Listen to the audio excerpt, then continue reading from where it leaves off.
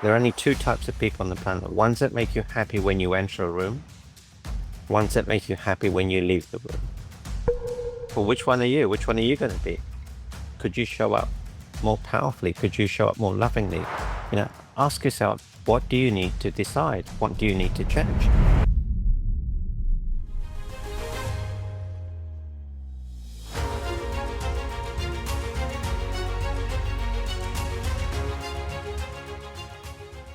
This episode is brought to you by the Arts Council for Monterey County.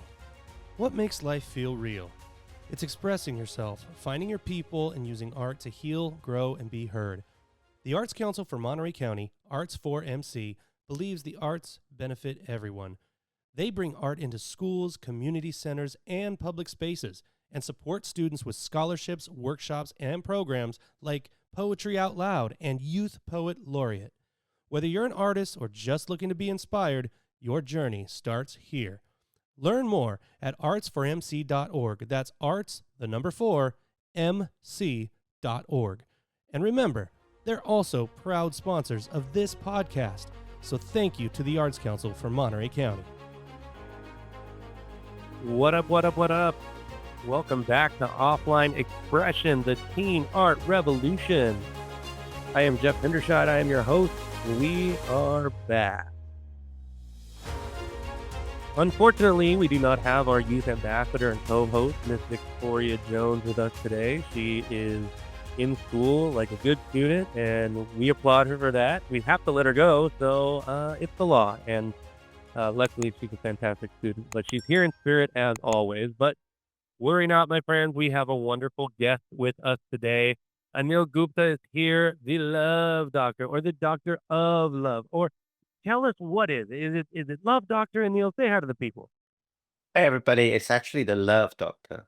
And I like the way you said it, love doctor.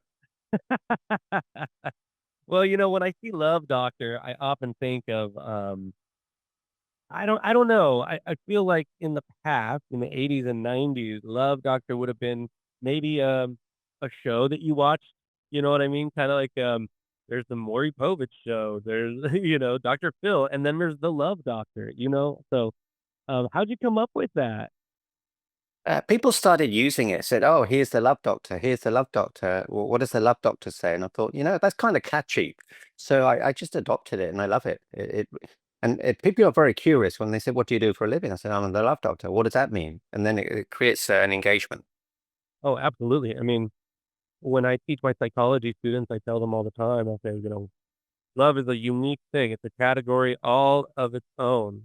You can see things when other people are in a relationship, but when you're in your own, it's just there's blinders, there's all this stuff. It's legal insanity in some ways, but if you don't have good communication, it can all fall apart pretty quick. So having somebody that is a doctor of that topic, I think, is a brilliant way to go. And if people are already saying it, absolutely adopt it.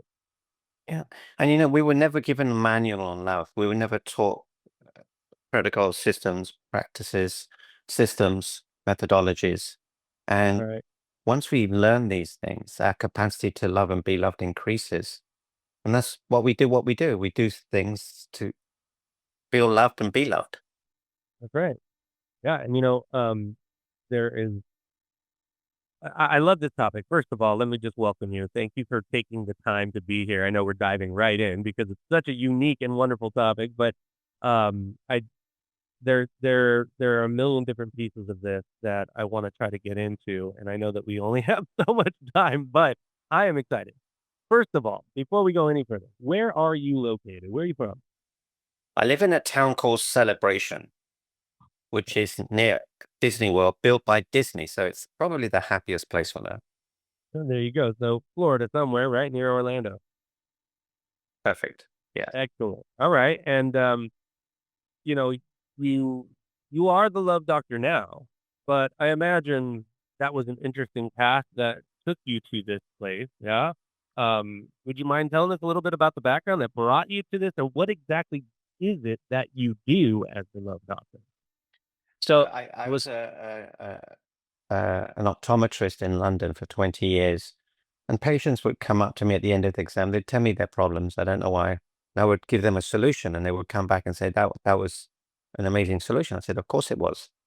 But later on in life, I realized that that was my gift. So I started doing events, 5 people, 10, 20, 100, 500, 10,000, Whoa. and wrote a bestseller book, actually 3 bestseller books, TEDx, Fox News, Sky TV, ABC, NBC, iHeartRadio, Fox News, Harvard.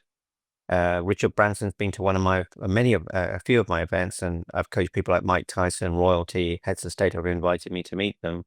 But this isn't to impress you, just to press upon you that this all started from November 2008 when I was suicidal. I'd lost everything in the stock market, real estate, and I realized my identity was around money. Then I changed my identity around love, and that changed everything.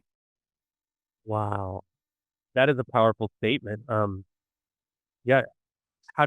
Okay. So let's unpack that a little bit. I appreciate you being so open with that because I know a lot of our listeners and a lot of people in the world are struggling with that kind of thing, suicidal ideation, identity crisis, especially in the digital age, surely.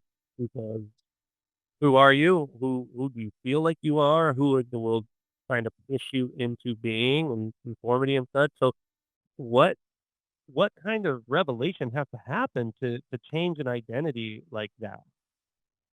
Well, it's normally a big emotional situation and adversity that makes you see what adversity does to you. It wakes you up. It brings Mm, awareness. You're in the present. Then you ask yourself, what's going on? What's happening? Then you make a decision. And the decisions you make today will create your destiny. And we just need to learn to make the right decisions. We need awareness. Awareness gives you clarity. Clarity gives you focus. Focus gives you action. Action gives you results. Results gives you momentum, which gives you everything. So, but we're not aware. We're hypnotized. We're brainwashed, and we're thinking of the past or the future, and it doesn't serve us. yeah, that's a good point. Being so concerned with some of the hardships of the world. We just had an episode with some friends that went to Africa on a 3-week trip, father-daughter, and they went with Rotarians and stuff, and when they came back, they were completely different. They were so shook by the reality of how happy, genuinely happy people can be when they have almost nothing versus a place where we're saturated with everything you could possibly want at your fingertips, and there's so much, depression and I want more or all this. It's a mindset, right? Like, it's how you look at yourself and your place in the world and what you're here to do. Um, that kind of mindset has to come from you. Can't come from anywhere else. You have to do it, right? Well, do you know why they're happy? Right. I'll tell you. So I was in India around 1986, and we were traveling around India. And we had to get up at 4 in the morning to catch a plane to somewhere. And I was complaining. Oh, I've got to get up early. I've got to wait for this taxi. What if I don't get a good seat? What, you know, all that stuff. And I looked across the road, and there was a man sleeping in the street. And he woke up and he did the pumping of the water and threw it on his face. And he had a big smile on his face. And Jeff, I was so upset. Well, oh, Anil, why are you so upset? And I looked at him, like, kept on thinking, I'm upset because he was happier than me. And Mm, that wasn't supposed to be. Then I was trying to work out why he was happier than me. And the reason he was happier than me was this. He knew that whatever life threw at him that morning, that day, he would handle it. He had no expectations. He was grateful. He wasn't complaining. And I thought, wow. See, the more expectations you have in life, the more painful your life will be. The more attachments you have in life, the more painful your life will be. that is I need to write down every one of these gems you are dropping because I feel like I know that, right? Feel like I'm moving in that direction sometimes, and I try to impart that on students that I work with. But then sometimes we can easily get caught up in the minutia. It's everywhere, right? Like hardship of paying bills or jobs and contracts and places you need to be and responsibilities to relationships and so on and so forth. It can get really overwhelming quickly for people when they don't have the tools to kind of see that. So do you think that these kind of this moment that happened for you when you're talking about in India, and you could put your finger on it, right? I was upset that that person's happier than me. Um, do you think that this is an innate tool that everybody has? Like they have to have their own aha moment, or is there something they can do immediately to kind of start pushing themselves into that mind frame? Yeah. So the aha moment is a catalyst, but you don't have to wait for that aha moment. You can have it now. So from writing the book and speaking on stages, I developed something called the happiness formula. If you do these three things, you will be much happier. And it's very simple, but it's not easy. The first one is you have to be grateful for what you have and don't focus on what you don't have. So on August 25th, 2025, I slipped and fell and I fractured my left wrist. Not only did I fracture it, but I dislocated it and I fractured Oh, it in 9 places. oh my gosh, 9 places. Wow. I was upset for 10 seconds. Then I was filled with gratitude. Do you know why, Jeff? Because you didn't break your neck. That was one of the reasons, but I'm right-handed. I broke my left wrist, so I could still play pickleball. Ah, yes. It was I'm a not muscle surprised that I by it. developed. Yeah. And Amazing. again, I thought, thank God I didn't, hit my head on the concrete. Thank God I didn't do that. And thank God there were people there to help me. Right. So Yeah. it's the muscle. So be grateful for what you have. So Jeff, look at your hands. Okay. When was the last time you thanked them? What have they done for you? Pretty much everything, and probably I don't know that I ever have thanked them. Yeah. So Jeff, I can't even open a packet of chips or a bag of anything. I can't. My wife has to put toothpaste on my toothbrush every morning, every evening, so that I can brush my teeth easily. Mm, I can't lift anything. I can't play cards, and it's the power of uh, team. One hand can't do all of that, but two hands can do 99% more things. So, if you're trying to work things out yourself, it's hard. But if you have a partner, someone who's helping you, a mentor, a guide, or a coach, that's the power of team. So mm. it's a big thing.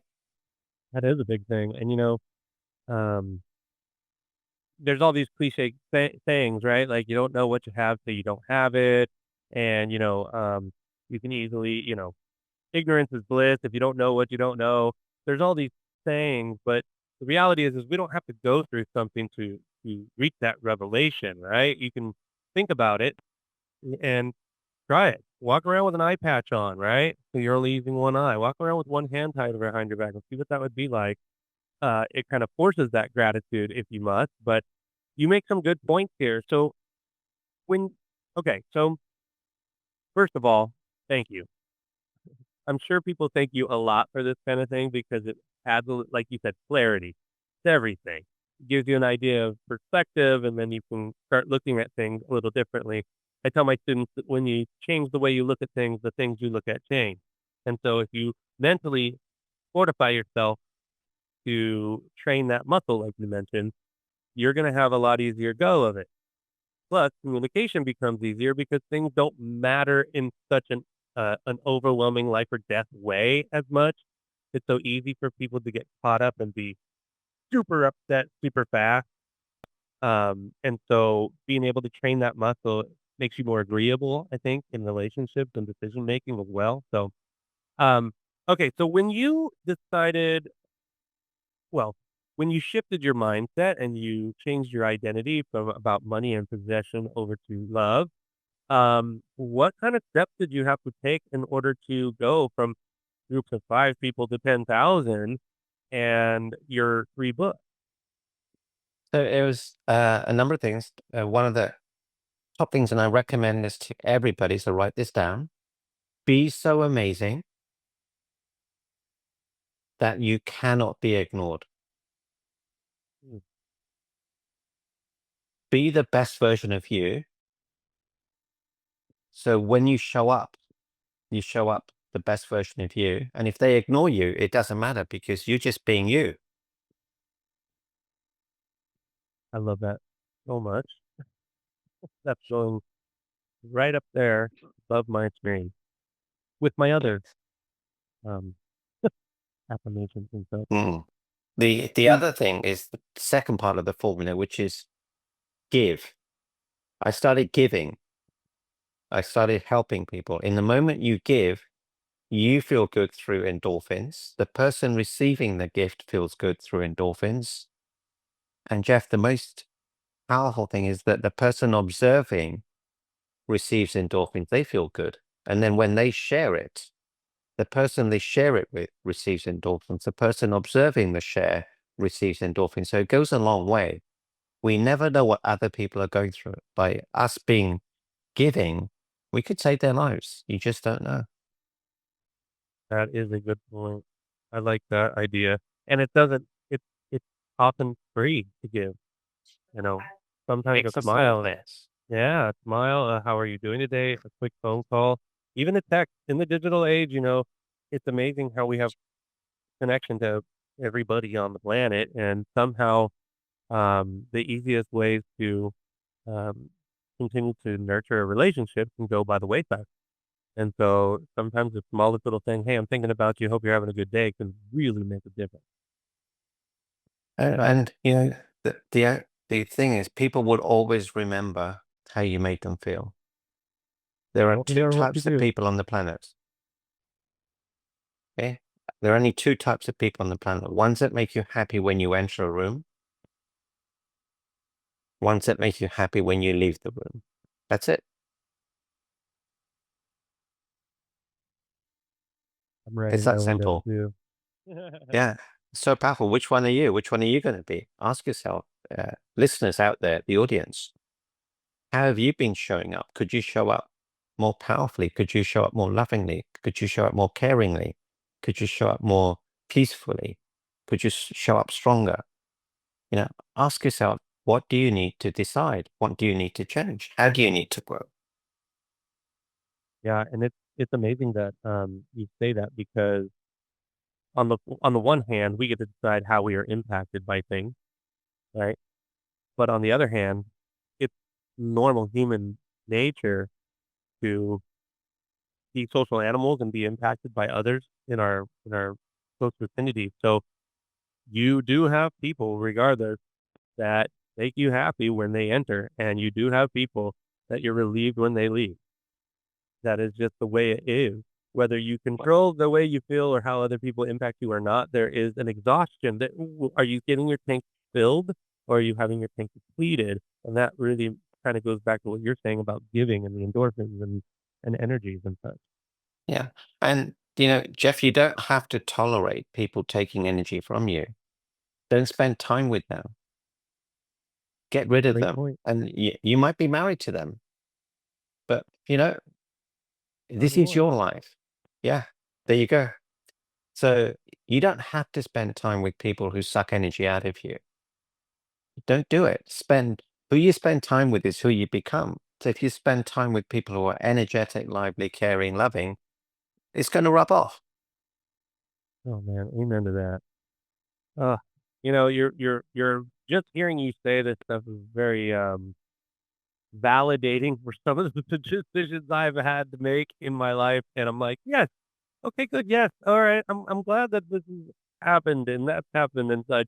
And then there's also some eye-opening, "Oh, yeah, you know what? I need to look at that a little bit closer. Let me think about that some more too." But, I appreciate all of those things. So, tell me about these 3 books. So, one was your happiness formula, right? And so I imagine maybe that was the first one? Well, we still have one left, Oh, so the three G's. So the first one was give, okay. gratitude, give. And the third one, you have to grow emotionally, physically, spiritually, mentally, and financially. Okay. Now, this formula works every single time. So when I fell, I wasn't giving. It went down to a one. I wasn't grateful. I was down to a one. And I wasn't growing. It was down to a one. So my score became one. Then 10 seconds later, I became grateful to an eight. So that would have been 8 times 1 times 1. So the number went up to 8. So that's an 8 times improvement in my happiness. Then I started to give, thank you for the people who helped me, the fireman, the friend who took me to the doctor, the nurses. I gave thanks to them. So my score went up to a 5. So that became 40. So I'm 40 times happier. Then I started to grow emotionally. So you know what? I can handle this. I always have. Thank God it wasn't that. This is meant to make me grow. So I grew. So that went up to a 5. Then it went to 400. Wow. So you see the So you're power and of you're this. tracking this the whole time because you know the formula, so you're Yes. focused on it, so it makes it that much more impactful. Yeah. And what listeners should do is this. Ask yourself right now, what's my lowest G? What's the lowest bucket? Is it give, grow, or gratitude? And always work on the lowest one. And everything will rise. It will change during the day. It's okay. They don't all have to be low, but there's always one lower than the rest. And that will bring you awareness of what you need to work on. Have I been giving recently? Have I been grateful recently? Have I grown recently? You know what? I haven't grown. Let me read a book. So this is an incredible, incredible formula. Yeah, that I'm doing a little mental self-assessment here. Where am I at today?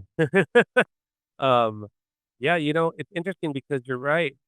All 3 of them can be working in tandem, and oftentimes we will focus on one thing so heavily that other things are sacrificed, and, it doesn't take time to refocus your mind and think about these 3 topics. So that formula seems very powerful. Now, can you clarify for me when you say 1 and then there was a 1, so I went up to an 8. Are we counting instances or are you doing a self assessment out of 10 and just deciding, okay, I'm right around here right now? How are you getting to the numbers? So it's a self-assessment out of 10. 10 is the Okay. very best, 0 is the very worst. Oh So yeah. that way you can do that instantly and say, okay, I know exactly what's it. Because we get confused, we get overwhelmed, and we get distracted. This Yep. makes you present and it makes you have total clarity. Ah, I see. Yeah, because focusing on it is half the battle. Things can fly out of your mind quickly. It's the out of sight, out of mind theory, I suppose. But when you force yourself to re-lock into that, um, they're bound to go up. They're bound They to. will go up because you're focusing on it's a mathematical equation. It's just pure math. Like a law. Ask yourself, yeah, really, it is. It is a law of the universe. Ask Yeah, yourself, law how of could I attraction, be more right? giving? Yeah. How could I be Yeah. more giving? How could I be more grateful? What do I need to do to grow? Not do I need to grow? What do I need to do to grow? So Mhm. your body, your brain will answer you. So, well, first of all, thank you for sharing that because I think, everybody needs to hear this, right? It doesn't matter how enlightened Absolutely. you are, how educated you are, you will get bogged up in the minutia of life sometimes. So having a formula that is easy to remember that you can latch onto in the moment is always, always going to be beneficial. So thank you for sharing that. So that was the Yeah, first book. absolutely. That's the first book and I've written 2 more books. One is called The Heart Map of Health and recently released The Heart Map of Vitality, which are part of a series that be like the chicken soup series. So look out for them. Excellent. Oh, I can't wait to look those up. I'm trying to add to my library right now, so this is perfect. Um, so what So when Jeff, when you you're doing said a series, yeah, what are they? you're trying to add to your library. Yeah, I mean, Okay. yeah, Are that is you what I do. trying or are you doing? I'm doing. Okay. I So if you try and lift a pen, it's either you do or you don't. So when you say I'm trying to lose weight, I'm trying to get fitter, I'm trying to get more income, mhm, the brain thinks you're not serious. So we have to be careful of the languaging that we used. If you say excellent. I must get fitter, I must get healthier, I must earn more income because we have a baby coming, whatever it is, the brain will answer you. But be, people say, I want to have more money. Okay, here's $1. You've got more money. It's different if you say, I want to be wealthy. I want to have financial freedom. That's a different thing than saying I want more money. Right. So languaging makes a big difference. Yeah, absolutely. That's a great point. Thank you for the reminder. So, with that in mind, I am growing my library and I am excited to get your book in it. Fantastic. Yeah. And the first book is called Immediate Happiness. It's a manual on human behavior. We were never told why we get upset. We were never told how to handle upsets. We were never told about the meanings we put behind things. We were never told about not letting the past equal the future. And once you learn these things, it's an immense change in your life. What's up, all you expressionists out there? Do you need reliable IT support and more for your business? SPJR Computer Consulting delivers comprehensive solutions tailored to small and medium-sized businesses. From seamless technical support to professional website design and effective online advertising, we keep your budget in mind. Don't miss out. Visit spjrsolutions.com today. That's spjrsolutions.com. Your business deserves the best. Oh, absolutely. And, psychologically, there is no escaping our own childhood where you were completely dependent on others. And we know biologically, psychologically, socially, that we are growing and learning from those experiences and the things that we see and the things that we hear, what is modeled for us. So it is absolutely fact that that is how we learn to deal with things later. But it doesn't mean that can't be changed.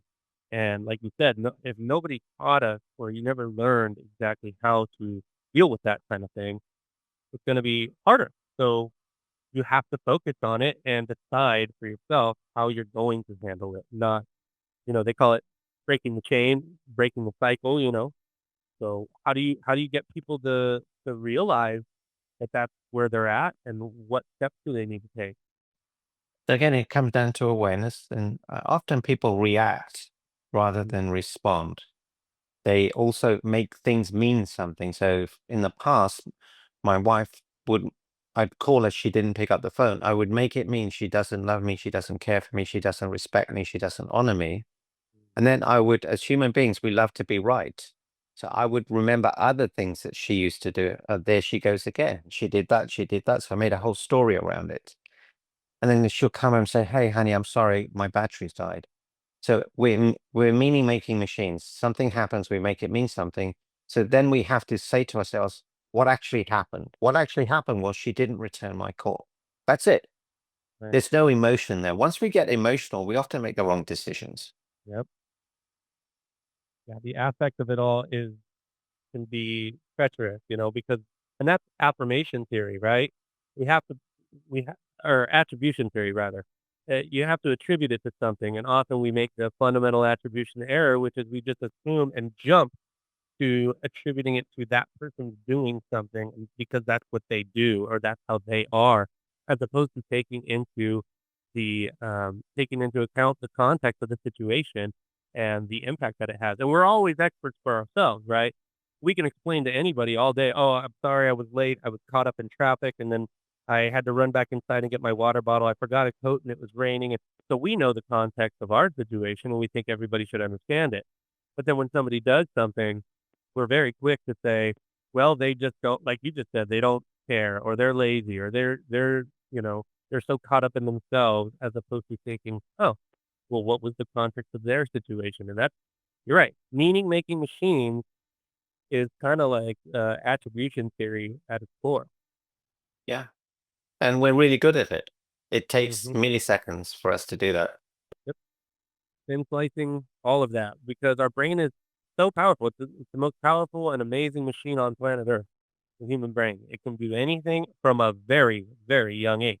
And so if it can do those things in a nanosecond, after really, then we have what I also love about the brain, just a little tangent, is the fact that we can actually tricked it while knowing we are tricking it. It's amazing. You can tell yourself, I love you. I'm very proud of you.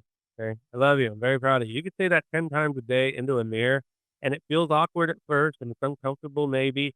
And you know that you're doing it just so you can stop the negative thoughts, but eventually it takes hold and it becomes your reality and it becomes easier and then it becomes true.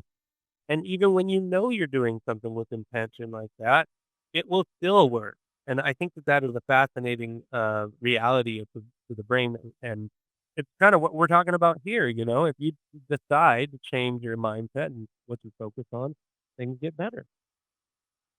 And let me give you an example of that. So you come home late at night, your house is completely dark, go into the house. What's the first thing you do? Turn on a light. You turn on the light.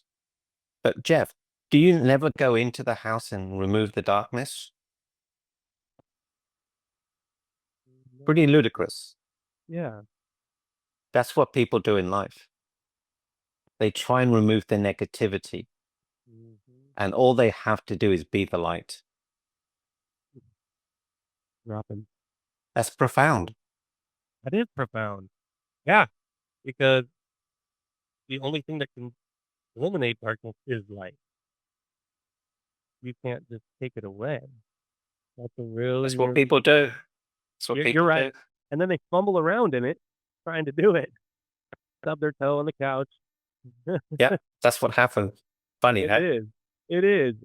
So when you okay, so let's jump to the love doctor. Okay. So we've talked a lot about personal growth and how we can sort of focus ourselves and our attention to make our lives better, if you will. So when it comes to love and relationship, how does the link what's the bridge there from our own self, enlightenment and growth to, partnership and the world of love? You see, do you know the percentage fail rate in relationships? What do you think it is? 60%. It's 90. Oh my goodness. I tell you what, 50 to 60% is the marriage fail rate. But Oh, people have had oh, 4 or 5 relationships before that, and every single one has failed. So they get to the really? 7th one, or the 8th one, or the 9th one, and they think this is the one. But they don't know. They don't know. And the reason why relationships fail is this. This is going to be profound. People say yes to a new relationship Mhm. until it becomes a no, until they find out this is not working. Mm. You would never buy a car like that. You would never buy a house like that. Never. Because when you buy a house, you do your due diligence. When you buy a car, you do your due diligence. But no one does their due diligence on a new relationship. That's Yeah. why relationships fail. So define due diligence in relationships for our listeners. Okay. So any relationship you have must have, again, this is the new formula. It's called the Smart Select System formula. The first thing that new partner must have is integrity. So if your new prospective partner is married and cheating on their partner, they don't have integrity. They'll do it to you. Do they lie? Do they tell the truth? Are they honest? Do they complain? Do they gossip about other people? Are they kind, generous? Mhm. Integrity. The second one, are they loving? You can be loving when you want to be, or are you loving all of the time? How do people treat waiters, waitresses? Uh, How do they treat other people? Are they manipulative? And the third one is, are they healthy? Emotionally, physically, spiritually, mentally, and financially?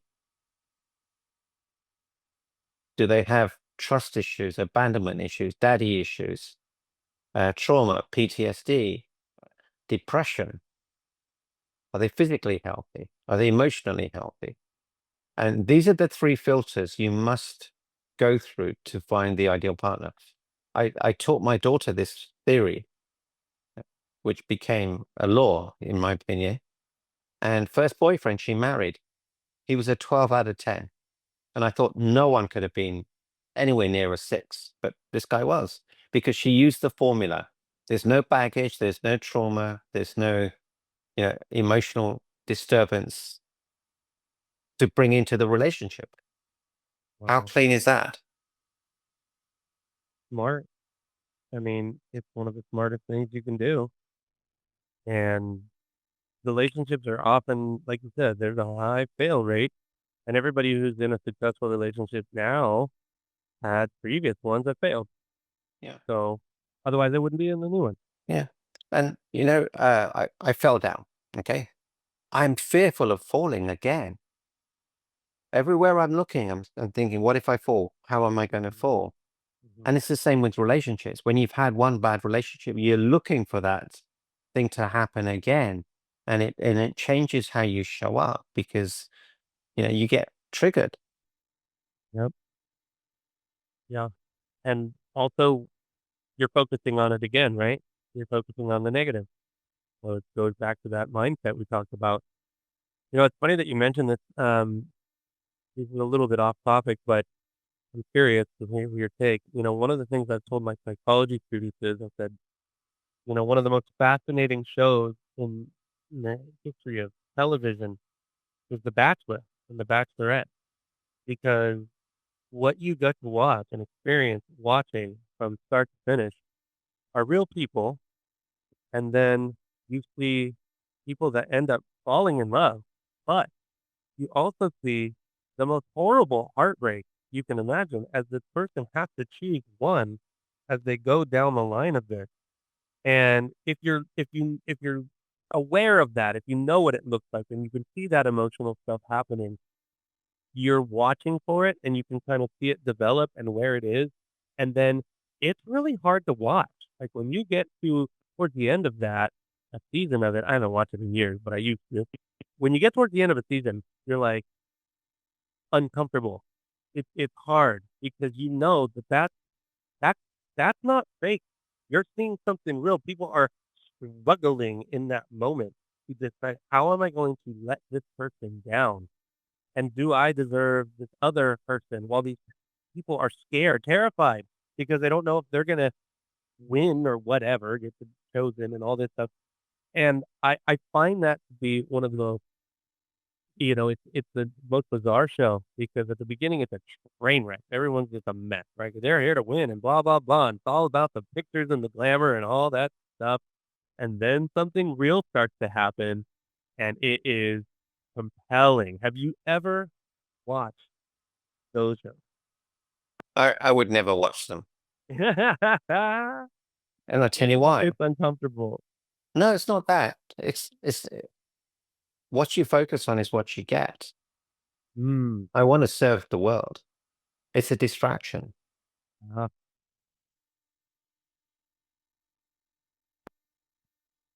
We're here. There's so much greatness inside of us. Focus on the good stuff. Focus on things that really matter, the big stuff. yeah, as a teaching, you know, you were an optometrist and now Mhm. you're a teacher in a lot of respects, right? Like you work with people and you teach them your formulas and help them get through things. Um, so are there any sort of like, are there any examples that you are able to pull from when you're trying to teach someone or help them understand, or you just they're never even needed? It's just a book and what you say. Well, you can read from books, but you can't perform brain surgery from a book. You can know the theory, but the practical side is different, you know? So Mhm. one of the big things in my coaching practice is forgiveness. I call forgiveness the express pathway to freedom. The quality of your life is dependent upon the depth and authenticity of the forgiveness you extend to yourself and to others. We're always beating ourselves up. And by you forgiving the other person, it doesn't mean that they win. It means that you're no longer giving them power. You're no longer renting space in your head to them. And they may not even know that they've upset you. But it's affecting your health, your happiness, your joy. And by you letting go, it gives you the freedom to be the best version of you. That's a good point, yeah. When you forgive when you're resentful or you're not forgiving somebody, forgiveness isn't for the other person, it's for you. You're carrying that stuff around. They might not even know half the time that you're upset with them or still hanging on to stuff, but you are and you're focused on it, and that's stuff you need to get rid of. So you're Yeah. right. I mean, forgiveness is a good path to freedom. And do you know who the most common person to forgive is? The most common person that that executes forgiveness or the subject of the forgiveness? The subject of the forgiveness. Do you know who that is? Ourselves, probably. Yeah, it's ourselves, followed by our parents. Normally the dad. Mm, My dad wasn't around. Da da da da da da da da da. yeah. Yeah, forgiveness is a big one because you can't really move on until you let go of some stuff. You gotta let go of all of it and Yeah. focus on the now and the good, like you already stated several times. So what do you do with do you only do public speaking or do you ever work with like couples and stuff? Yeah. So I help couples overcome their struggles. Uh, I've been doing a lot more family work. A lot of kids are enabled and entitled. There's a lot of dissatisfaction in that relationship. So I help that. And I help singles find their partner without dating. See, Jeff, Mm. dating is stupid. I tell Oh. guys to stop dating because when you date, you are on best performance. You are the best version of you. The other person is the best version of them, and they want to get to the next stage. Mm. So it's not authentic. And they'll do things and say things just to, you know, be liked and get to the next stage. So what you do, you collect the data first, then you date. That way you know more about them. But then, especially if you go for an evening date, you have alcohol, it's late at night, you know, Mm. it's not the right environment to get to know someone. It's very superficial. It's a facade. Yeah. Then, then they get engaged, they get married. He stops doing things he used to do. She stops doing she used to do, and say, "Well, you're not the man I married. Well, you're not the woman I married. The woman I married used to do this, this, this, and this." But then it becomes transactional. I'll do this for you if you do this for me. Mm. So it's a big problem. Yeah, I could see how that would be a big problem. I tend to agree with you. Also dating is hard. People complain about it all the time and then end up not enjoying in any way. It's almost as if they know deep down that it's stupid and it's not actually authentic and it's not giving you the information that you really need to make a good decision on a relationship. Whereas I find that like most of the relationships I know of, I know mine for sure, that have longevity and work out and are still just as good as the first day are the ones that, like, really were the foundation was communication, just talking and getting to know each other, becoming friends and, companions and learning about what the other person likes and wants to do and what they're passionate about, they think it's fun and funny and how hard they work and being their cheerleader, them being your cheerleader for the things that you do. And when that stuff all starts to fall into place, usually it's like, "Well, we were friends for years and then this happened." And a lot of successful relationships I find have that path. Is that kind of been your experience as well? Yeah. Proximity. Your best friend is normally someone you went to school with, or someone you work with. But if you make your partner your number one priority, like you do at the beginning, they will never leave you. So Mm. people stop doing that. They get Yeah, busy, they get distracted, they have kids, all sorts of things. yeah. But make your partner your number one priority. That's it. It's simple. Yeah, it is, Your and kids see it. it's right there, right in front of you. Yep. And also, your kids are watching. Like we talked about earlier with childhood, they're watching. They're gonna learn how to handle conflict by watching how parents talk to one another. They're gonna learn how to show affection and love and give and how to show gratitude and how to be thankful. They're going to learn all of those things based on what they're watching at home and what they see most. And then they're going to go into the adult world and emulate that because their prefrontal cortex isn't fully developed for a while. So they might be making some impulsive decisions and they will rely on what they have seen and what they know best. And that can be rough. Yeah. So, you know, if you do that, your kids will do it. So their relationships will never fail. Right? So watch It's it, huge. don't appreciate it. Yeah, it is huge. You're Yeah. right.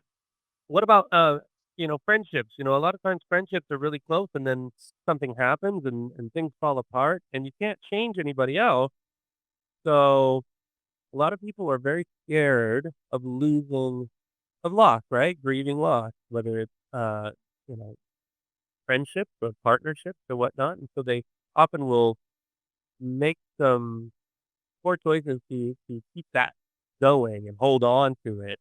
Um, what kind of advice can you give to people when somebody else is showing you their true colors? Well, again, yeah, do they have integrity? Are they loving? Are they healthy? If they're not, it's a no because they're pulling you down. They're not really friends. They're acquaintances. So you have to look after yourself. The oxygen marks are down. Look after you first so that you can serve more people. And it's very simple. And you don't need many friends in life. You know, 4 or 5 friends is all you need in life. You don't need many. Yeah, that's true. And I mean, I love that you just were able to run those, you know, quickly. The integrity, honesty, and healthy. Like, do they have integrity? Are they honest? And are they healthy? Like, if you say Integrity, loving, and healthy. loving and healthy. So if you have those things, and you can size those up pretty quickly, that definitely is helpful because they're not helping you. And it may be painful at first, but you can be grateful that you are aware. You can be grateful that you recognize that this is bad for me, and yeah, turn it around. And And right, And the other beautiful thing is you're not enabling them because if they're coming to you with all their problems and they're not listening to you, they're not taking your guidance, they just continue doing it, they're sucking the energy out of you. You mm, you you get to help them so you feel good, but they're not mhm, listening, but they get the attention. right, So you're enabling that, you're continuing that cycle. And it, it gets it gets debilitating after a while. it really does. I can see how many people would benefit from this kind of a conversation. So, um, well, Doctor Love, I am so grateful that we got to make this work. Where can we find more information about you and your book? So my books are available on Amazon. Meetanil.com is my website. I'm on Instagram, Facebook. Instagram, I think is, I'm sure you'll add the links. I think it's Anil Gupta _ Love Doctor. Happy to connect with you on LinkedIn as well, Facebook, Instagram, or through my website. And on my website, you'll find a lot of powerful resources, all for free, that will help you lead a richer, fuller, happier life. Thank you so much. I will definitely be making sure that all of that information is included. I know our listeners are really going to love this topic, especially because, oftentimes we get caught up. I get caught up talking about the doom and gloom of the world, right? Like, the sky is falling. And I don't mean it in a sense that is to scare people, but it's more about awareness, kind of what we're talking about here, just putting it into your focus so you can get clarity, right? And so sometimes that comes across in a way I don't intend. So this has been a really nice conversation in a little bit of a different modality that is kind of it's still aligned. So I really appreciate you spending your time with me today and for all the things that you've said. And I look forward to getting those books into my library. There you go. You've already made a decision. That's right. It's already a done deal. It's a happy day. So thank you so much. And we will talk very soon. Thank you, Jeff. Take care.